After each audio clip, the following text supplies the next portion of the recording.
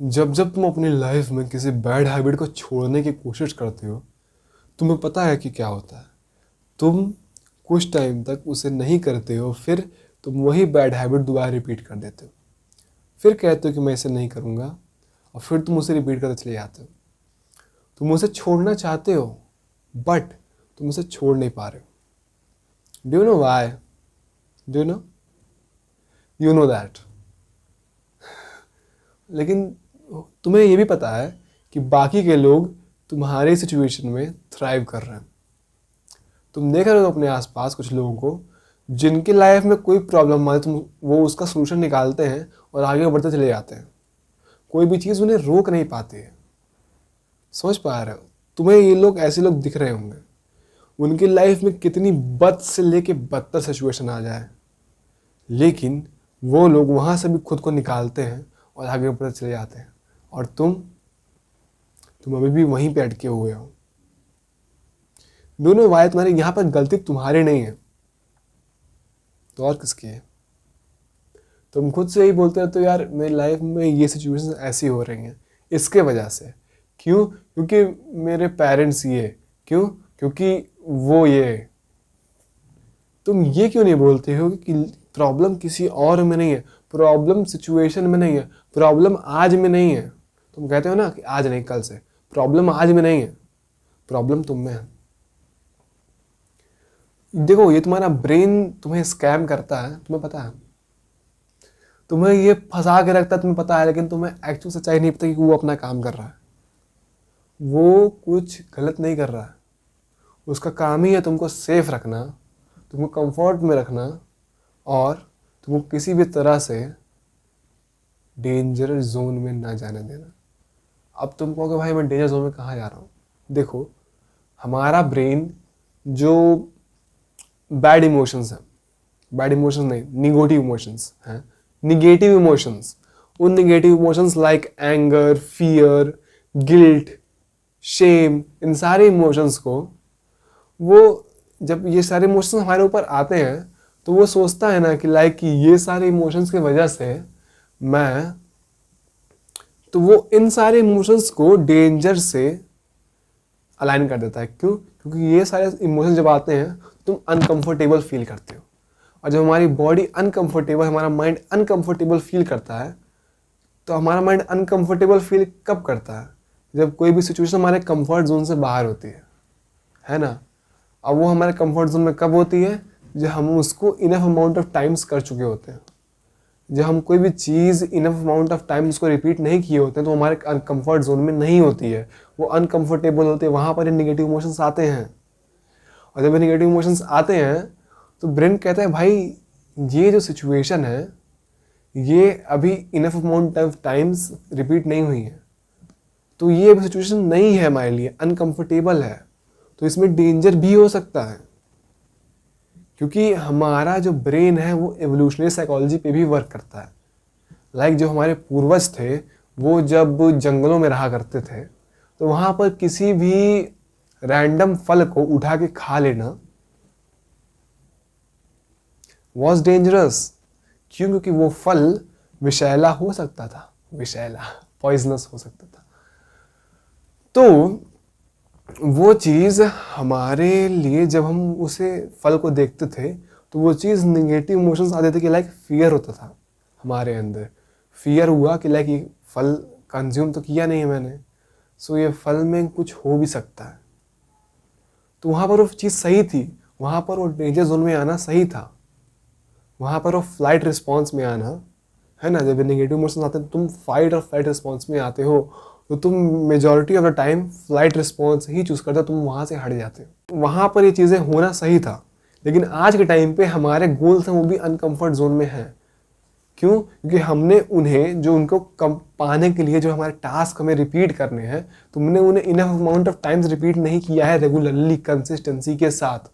अगर तुम ये कर जाओ, अगर तुम इसे कंसिस्टेंसी के साथ एक लॉन्ग पीरियड ऑफ टाइम तक कर जाओ कि वो चीज़ तुम्हारे लिए उसके बाद ईजी हो जाएगी। फॉर एग्जाम्पल, तुम जब पहली बार साइकिल या बाइक चलाए होगे तो क्या वो आसान था? बाइक छोड़ो, साइकिल पे आओ, क्या वो आसान था? नहीं। हो सकता है तुम गिरे हो, तुमको चोट लगी हो, लेकिन उसको enough amount of times repeat करने के बाद आज वो चीज़ तुम्हारे लिए हलवा है। हलवा तुम बेसिकली ऐसे उठाते हो, इसे खा लेते हो। तो भाई साइकिल क्या है, तुम साइकिल चला रहे होते हो और सोच कुछ और ही रहे होते हो। तुम्हारा ध्यान साइकिल पर ही होता, तुम्हारा ध्यान होता है कि समझ रहे हो मतलब किस पर, तुम पता है। तो स्टार्टिंग में वो चीज़ डिफिकल्ट थी, but enough amount of times repeat करने के बाद वो चीज़ अब डिफिकल्ट नहीं है। वो चीज़ हमारे कंफर्ट जोन में आ गई, हम उसे सब कॉन्शियसली कर रहे होते हैं। साइकिलिंग अब तुम कॉन्शियसली नहीं कर रहे होते, उस पर ध्यान है कि भाई साइकिल चलाना है, पैडल मारना है, हैंडल सब करना है, हैंडल घुमाना है, सब कॉन्शियसली चीज़ें हो रही होती हैं। समझ रहे हो? तो वो कैसे आई वहां तक? इनफ अमाउंट ऑफ टाइम से रिपीट करने के बाद। अगर इनफ अमाउंट ऑफ टाइम से वो रिपीट नहीं होती तो आज भी तुम्हें साइकिल चलाना नहीं आ रहा होता।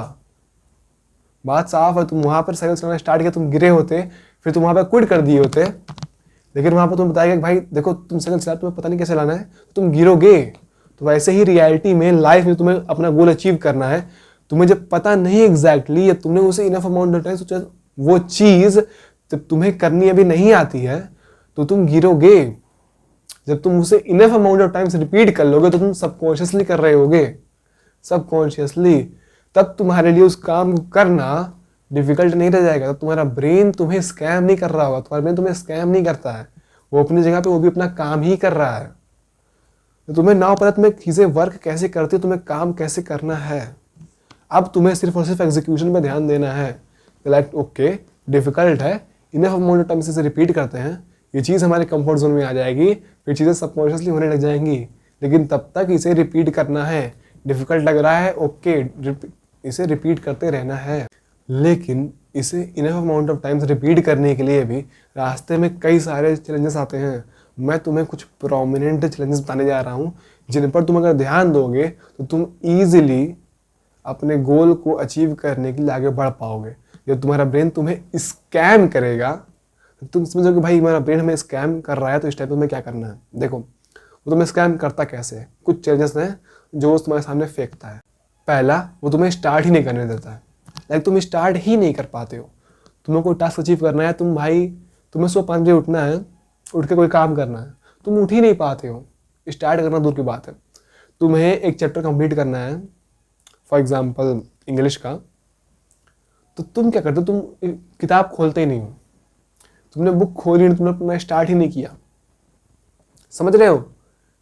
तुम उसको अपनी लाइफ से रिलेट करो कि तुम कैसे जो तुम्हें टास्क कंप्लीट करने हैं तुम उसे स्टार्ट ही नहीं कर पा रहे हो। तुम्हें पहले उसको स्टार्ट करना है, जस्ट तुम्हें स्टार्ट करना है, दैट्स इट। करना है, नहीं करने का मन कर रहा है, ओके कर दो, मुझे स्टार्ट करना है, मैं बस 2 मिनट पढ़ूंगा, बस मुझे स्टार्ट करना है, तुम स्टार्ट करो बस। मैं कह रहा हूँ कि लाइक तुमने स्टार्ट, तुम एक पैराग्राफ पढ़ो फिर छोड़ देना, वहां से तुमने स्टार्ट करना सीख लिया, तुमने वो लूप ब्रेक कर दिया ना स्टार्ट करने का। समझ पाए? तुम किसी भी तरीके से तुम भाई बेटर हो, अगर तुम एक पैराग्राफ भी पढ़ लिए ना तो तुम कल से तो बेटर हो ही हो। ठीक है? इसमें हाई चांसेस है कि अगर तुम एक पैराग्राफ पढ़े तो तुम आगे भी कंटिन्यू कर ले जाओ, हाई चांसेस है इसमें भी। So just start. अब पॉइंट नंबर 2 आता है, तुमने स्टार्ट कर दिया, लेकिन स्टार्ट करने के बाद तुम बहुत जल्दी ही क्विट कर देते हो, बहुत जल्दी। सो फॉर एग्जाम्पल तुमने पढ़ना स्टार्ट किया, अब फिर तुम्हारा थोड़ी देर तुमने पढ़ा, फिर कोई रुकावट आ गई, कोई चैलेंज आया बीच में, जिसकी वजह से तुमने फ़ोन उठा लिया, तुम फ़ोन में डिस्ट्रैक्ट हो गए, तुम कहीं बाहर चले गए, पानी पीने गए और फिर वहीं डिस्ट्रैक्ट हो कुछ और करने लगे, तुम टॉयलेट करने गए, फिर तुम वहीं से तुम कहीं और निकल लिए, तुम्हारे दोस्त का कॉल आया, तुम भाग गए वहाँ पे, कुछ ना कुछ हो गया और तुमने वहाँ पे क्विट कर दिया। या कुछ नहीं भी हुआ, तुम कह रहे हो भाई मन नहीं कर रहा है, बाद में पढ़ेंगे, शाम को पढ़ेंगे, रात में पढ़ लेंगे, कल पढ़ लेंगे, तुमने क्विट कर दिया। तो ऐसी चीज़ें नहीं वर्क करती मेरे भाई। तुम्हें वहाँ पर देखो डोपामीन नहीं मिल रहा है, देखो हो क्या रहा है तुम्हारे ब्रेन में, उस टाइम पर तुम्हें डोपामीन नहीं मिल रहा है और तुम्हारा ब्रेन तुम्हारा डोपामीन क्रेव कर रहा है। अब तुम डोपामीन के पीछे भागो या फिर अपने गोल को अचीव करने के पीछे भागो। समझे? लॉन्ग टर्म गोल की तरफ आगे बढ़ रहा, तुम्हें लगातार डोपामीन नहीं मिलता रहेगा मेरे भाई, तो तुम्हें उसे करना पड़ेगा। डोपामीन मिले ना मिले, अच्छा लग रहा है या अच्छा नहीं लग रहा है, समझे, उसे करना पड़ेगा। उस टास्क को अचीव करना पड़ेगा, क्योंकि तुम्हें फिर वही पॉइंट मैं दोबारा रिपीट कर रहा हूँ, enough amount of times repeat करने के बाद वो चीज़ तुम्हारे लिए हलवा हो जाएगी। तो तुम पहले उसे enough amount of times repeat करो, बहुत जल्दी क्विट मत करो वहाँ से, खुद को इम्प्रूव करो। वहाँ से अपने आप को रोको कि तुम बहुत जल्दी ही क्विट ना कर दो। तुमने स्टार्ट किया, ओके, उस पर टिके रहो, क्योंकि स्टार्ट तो बहुत लोग कर देते हैं, लेकिन उस पर टिके रहना सबके बस की बात नहीं होती है। इसके लिए कुछ प्रोमिनेंट टेक्निक्स हैं, लाइक तुम जब कोई काम कर रहे हो, उसमें जो कठिन काम है तुम उसको पहले कर लो, फिर तुम्हें बाद में आसान काम करने रहेंगे, तब वो काम तुम अचीव कर सकते हो।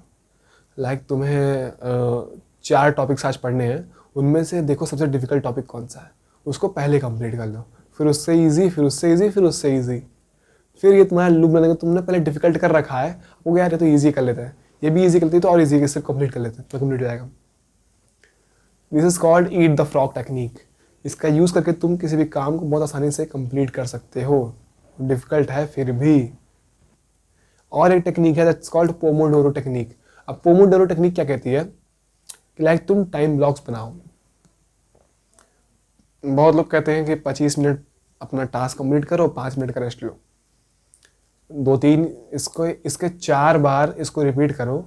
25 मिनट काम, 5 मिनट रेस्ट, 25 मिनट काम, 5 मिनट रेस्ट, 25 मिनट काम, 5 मिनट रेस्ट, 25 मिनट काम, 5 मिनट रेस्ट। इसको तुमने 4 बार रिपीट किया, फिर एक लंबा ब्रेक लो, 1 घंटे का रेस्ट। समझे? बहुत लोग कहते हैं ऐसे, बहुत लोग।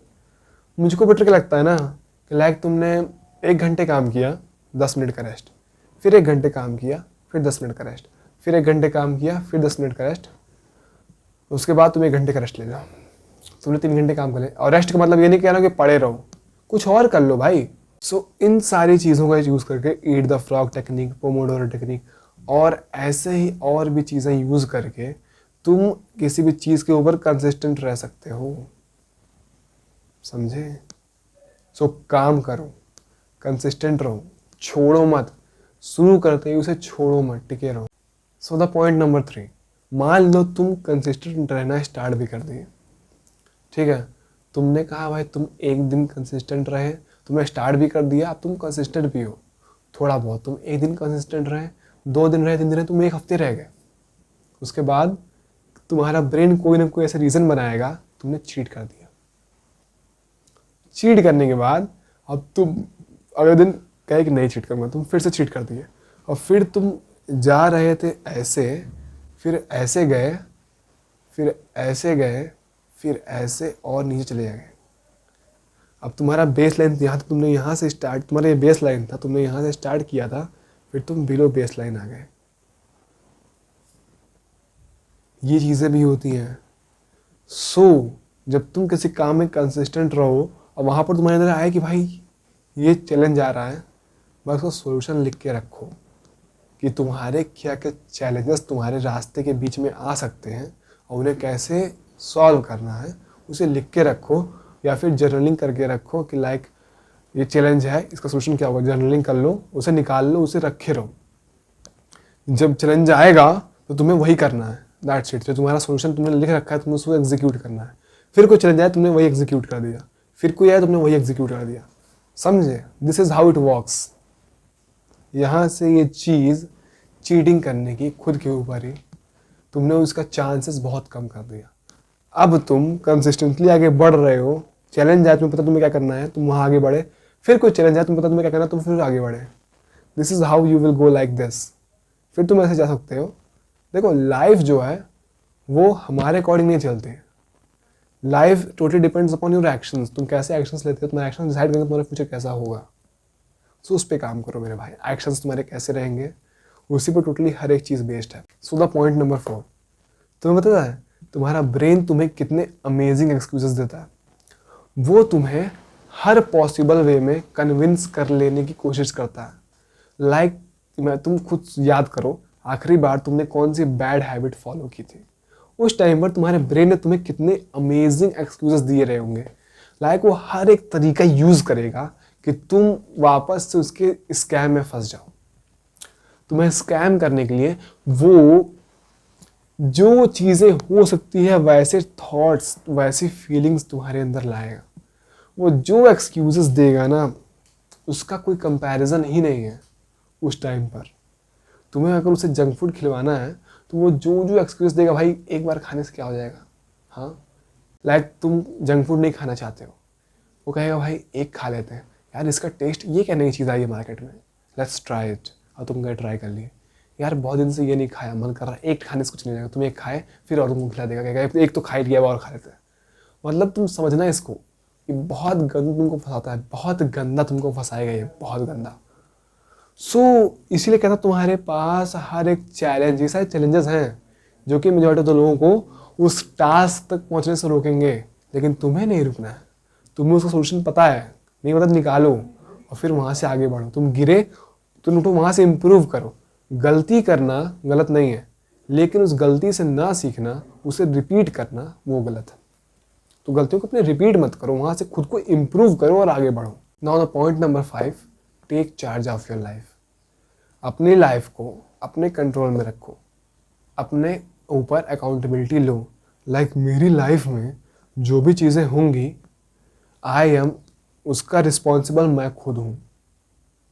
कोई और के ऊपर मैं उसका रिस्पॉन्सिबिलिटी नहीं डालूंगा। कुछ भी होता है मेरी लाइफ में, I am responsible for that, that's it.